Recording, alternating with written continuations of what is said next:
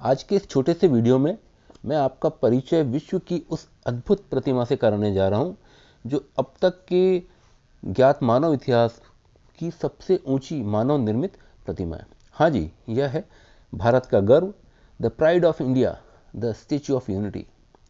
हम सभी के लिए संभव नहीं है कि हम विश्व की अन्य ऊंची ऊंची प्रतिमाओं को दुनिया भर में घूमकर देख सके। हाँ, पर हम भारतीय कम से कम हमारे देश में स्थित इस दुनिया की सबसे ऊंची प्रतिमा को तो देख ही सकते हैं, है ना, जो विश्व की अन्य प्रतिमाओं से काफ़ी ज़्यादा ऊंची है। उदाहरण के लिए यह प्रतिमा स्टेच्यू ऑफ लिबर्टी से दुगनी ऊंची है और विश्व की इससे पूर्व सबसे ऊंची प्रतिमा द बुद्ध प्रतिमा जो चाइना में है उससे भी 70 फीट ऊंची है।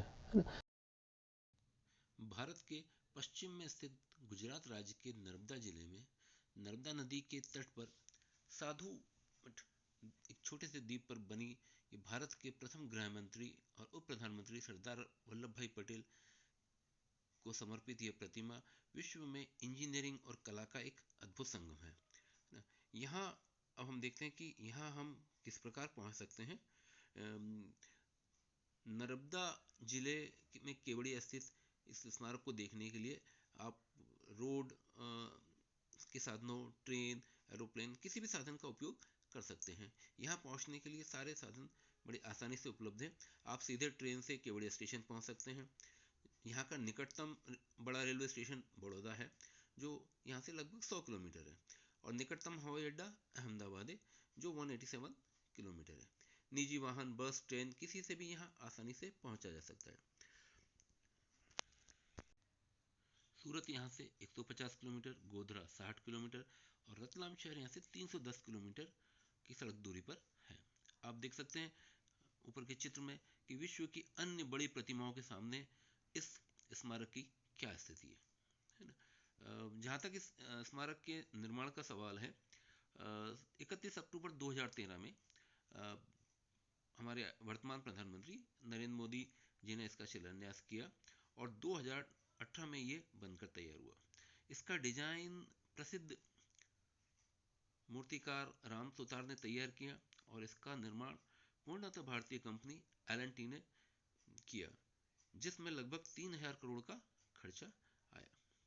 बहुत ही खूबसूरत प्राकृतिक परिवेश में सरदार सरोवर डैम, जो कि नर्मदा पर एक बड़ा बांध है, से 3 किलोमीटर दूर बनी ये प्रतिमा संसार के एक खूबसूरत स्मारकों में से एक है।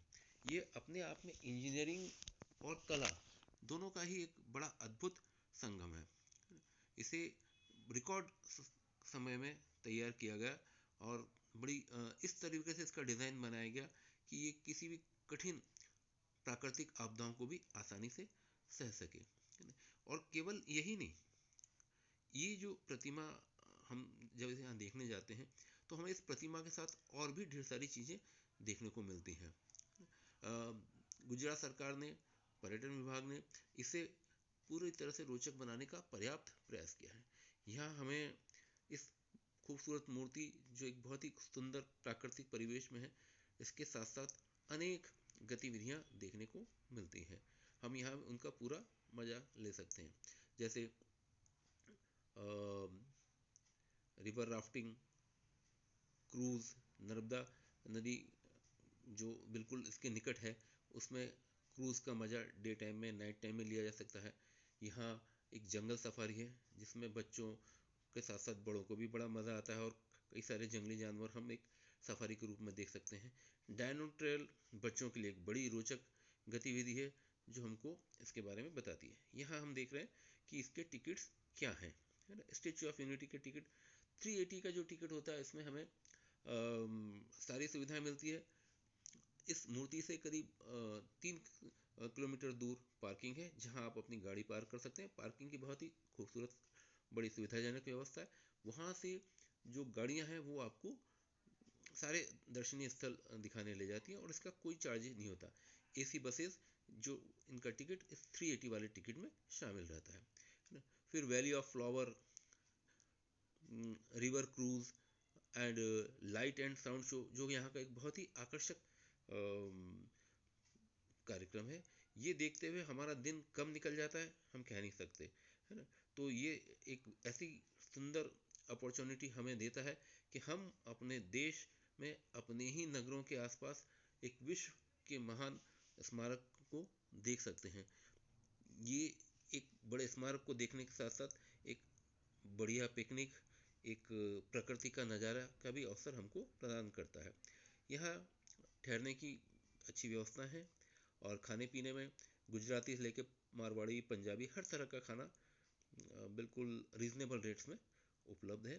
तो ये स्टैच्यू ऑफ यूनिटी हमें एक ऐसा अवसर प्रदान करता है कि हम पर्यटन के साथ साथ हमारी प्रकृति और भारत के इस गर्व के विषय को भी देख सकें।